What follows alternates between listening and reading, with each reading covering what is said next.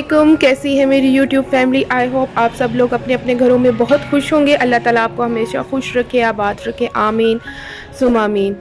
तो आज है जुमेरात का दिन और आज मैं बनाने लगी हूँ चाटी की लस्सी से कड़ी। तो उसकी रेसिपी कंप्लीट आपके साथ शेयर करूँगी। कोई इधर का मतलब घर का कोई भी व्लॉग शेयर नहीं करूँगी। सिंपल आपके साथ जो चाटी की लस्सी है उसके साथ कड़ी कैसे बनती है वो शेयर करूँगी, क्योंकि गाँव वगैरह में जाएं तो वो दही के साथ बिल्कुल भी कड़ी नहीं बनाते। वो स्पेशली लेते हैं जो होती है चाटी की लस्सी, उसको रखते हैं 2 से 3 दिन और उसके बाद उसकी कड़ी बनती है। तो चलिए आपके साथ उसकी कंप्लीट रेसिपी शेयर करती हूँ। और आप लोगों से रिक्वेस्ट है कि आप लोग वीडियोस देखते हैं और प्लीज़ एंड तक वीडियो देखा करें और लाइक कमेंट और अपनी फैमिली मेम्बर्स के साथ भी ज़रूर शेयर किया करें। तो चलिए आज की रेसिपी स्टार्ट करते हैं। यहाँ लस्सी मेरे पास तकरीबन 1.5 हफ्ता पुरानी है। मैंने इसको लेके मतलब जब आई थी तब मैंने फ्रीज़र में लगा दिया था, तो रात को मैंने बाहर निकाल दिया था ताकि ये मेल्ट हो जाए। और यहाँ पर अच्छे से मैं इसको शेक करी थी, अगर इसमें कोई लम्स वगैरह कोई गुठली है तो वो मिक्स हो जाए इसके अंदर। और जो बेसन मैंने इसमें यूज़ किया था वो भी मैंने चक्की से फ्रेश मंगवाया था।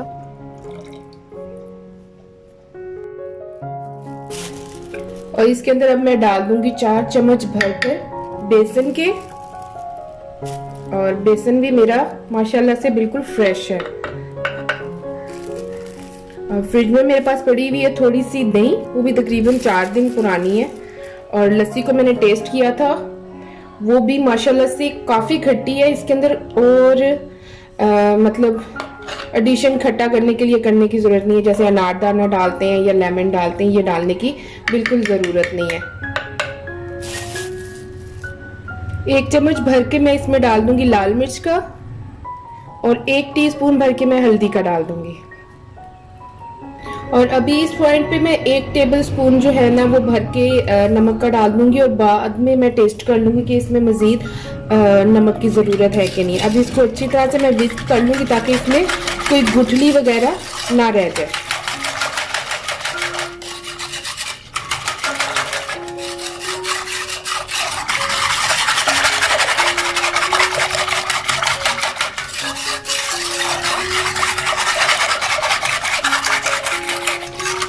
और इसका मैं अच्छा सा मज़ेदार किस्म का तड़का बाद में बनाऊंगी। इसको तकरीबन 2 से 3 घंटे के लिए, बल्कि पूरे 3 घंटे के लिए इसको अच्छे से मैं पका लूँगी, क्योंकि कड़ी को जितना पकाया जाए उतनी मज़े की बनती है।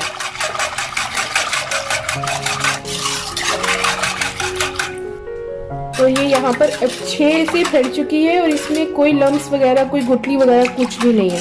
तो अब मैं इसको कवर करके तकरीबन 3 घंटे के लिए पकने के लिए रख दूंगी और इसको मैं बीच बीच में चेक भी करती रहूँगी ताकि मुझे पानी की भी क्वांटिटी पता चले। अभी इसमें अभी तक मैंने पानी नहीं शामिल किया, लेकिन मैं 1 गिलास पानी का भी इसमें शामिल कर देती हूँ।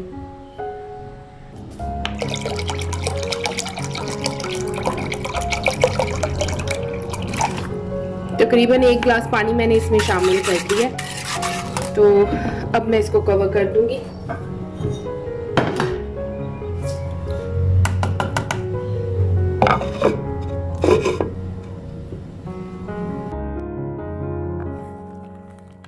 और यहाँ पे इसको पकते हुए काफ़ी टाइम हो गया था। मैंने बीच में 1-2 दफ़ा इसको चेक किया था और थोड़ा सा पानी भी शामिल किया था।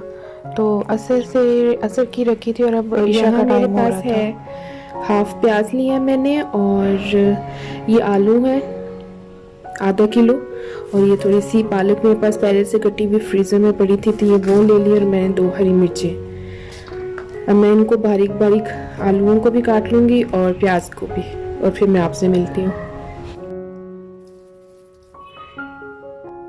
यहाँ पे मैंने तकरीबन 1 टीस्पून भर के नमक का डाल दिया था और हाफ टीस्पून का हल्दी की शामिल कर दी थी और तकरीबन 1.5 टीस्पून का मैंने लाल मिर्चें डाल दी थी। और यहाँ पर मैं डाल रही थी बेसन, तकरीबन 4 से 5 चम्मच मैंने बेसन के डाले थे।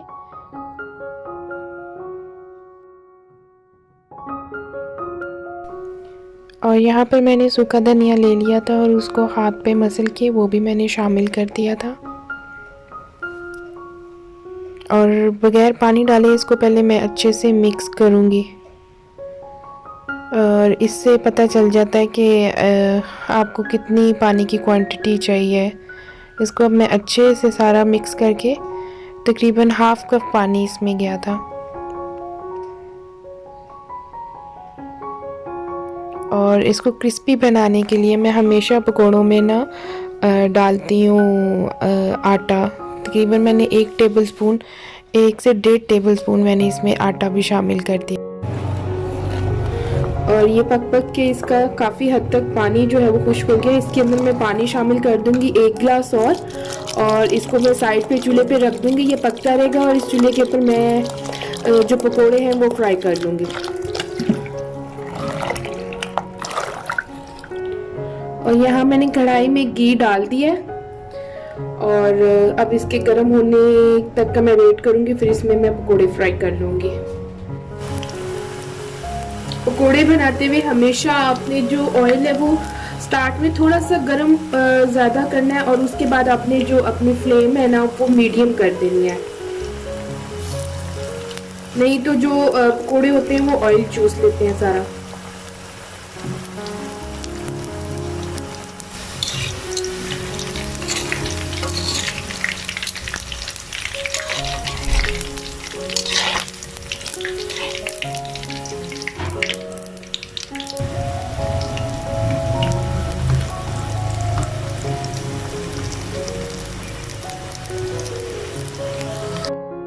और यहाँ पर अब मैं तड़का बनाने लगी हूँ। तड़के के लिए मैं यूज़ कर रही हूँ टमाटर, लहसुन हाफ मैंने जो बड़ा होता है ना उसका हाफ लिया, हरी मिर्चें और ये प्याज, एक फुल प्याज ये है और हाफ प्याज ये है। ये मैंने मीडियम लिया था और ये हाफ छोटा वाला लिया। इसको भी काट के मैं इसमें शामिल करके मैंने कहा आपके साथ शेयर करती हूँ क्योंकि मैं फ़र्स्ट टाइम यूज़ करने लगी हूँ।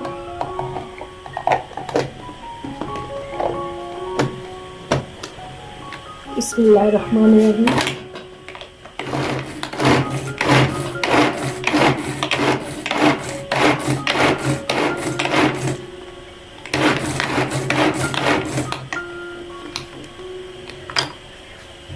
खोल के देखते हैं। हाँ जी, बस माशाल्लाह सही हो गया है। मज़ा आया मुझे यूज़ करने का। अब मैं इसको जिस ऑयल में मैंने पकोड़े फ्राई किए थे उसी में से मैंने थोड़ा सा ऑयल लिया और उसके अंदर अब मैं ये प्याज शामिल करके इसको फ्राई कर लूँगी। और इसी के अंदर मैं लहसुन को बारीक बारीक कर लूँगी। और ऑयल गर्म हो चुका है तो अब ये प्याज मैं इसमें डाल दूँगी और इसको गोल्डन ब्राउन होने तक मैं फ्राई कर लूँगी। और जब तक प्याज फ्राई हो रहा है तो मैं पकोड़े कड़ी में शामिल कर दूंगी ताकि जैसे ही तड़का तैयार हो जाए तो मैं इसमें शामिल कर दूँ।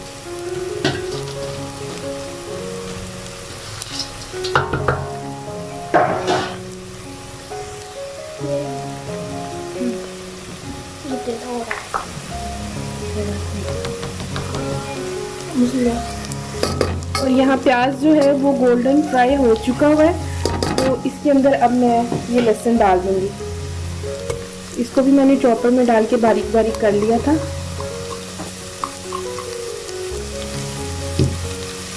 और इसका जो लहसुन का कच्चापन है वो भी ख़त्म कर लेंगे।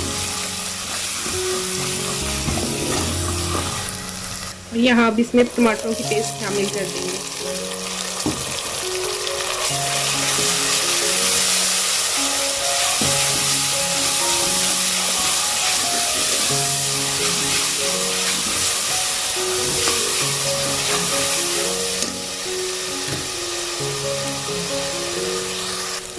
अब इसमें हरी मिर्चें और थोड़ा सा मैंने पानी डाला है छत्ता लगाने के लिए, शामिल कर लेंगे। इसको अच्छे से फ्राई कर लेंगे।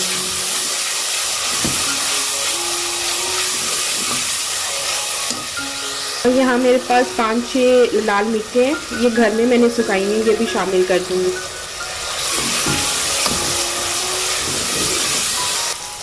सूखा धनिया, साबुत ज़ीरा इनको भी अच्छे से फ्राई कर लेंगे।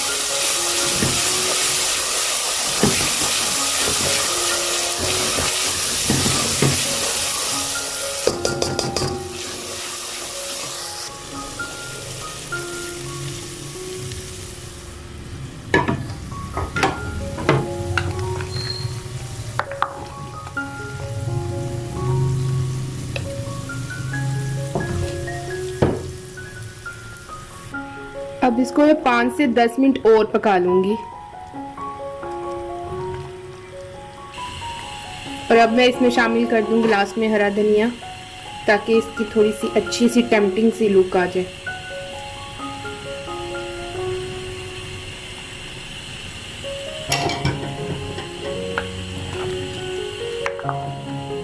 अब इसके फ्लेम ऑफ करने का टाइम आ गया है। और इस टाइम पे आके आप इसके अंदर से नमक चख सकते हैं। हरी मिर्च मतलब मिर्ची जो है ठीक ही होगी अब, लेकिन आप इसके अंदर से इस पॉइंट पे आके अगर नमक कम है तो नमक शामिल कर सकते हैं। मैं बनाऊंगी। और माशाल्लाह से ये फाइनल लुक है मेरे कड़ी चावल की, और बहुत ही मज़े के बने हैं और सही खट्टा जिसे कहते हैं ना, बैलेंस सा, उस तरह के कड़ी चावल है। और ये फातिमा के लिए मैंने प्लेट तैयार की है। और इसके साथ ही अब मैं आप लोगों से इजाज़त चाहूँगी और रिक्वेस्ट करूँगी कि प्लीज़ मेरी वीडियो को पूरा वॉच किया करें और अपने फैमिली मेम्बर्स के साथ भी मेरी वीडियोस को शेयर करें, सब्सक्राइब करें, लाइक करें और कमेंट करना बिल्कुल मत भूलें। इसके साथ ही आप अपना और अपनों का ढेर सारा ख्याल रखें और मुझे दें इजाज़त। अल्लाह हाफिज़।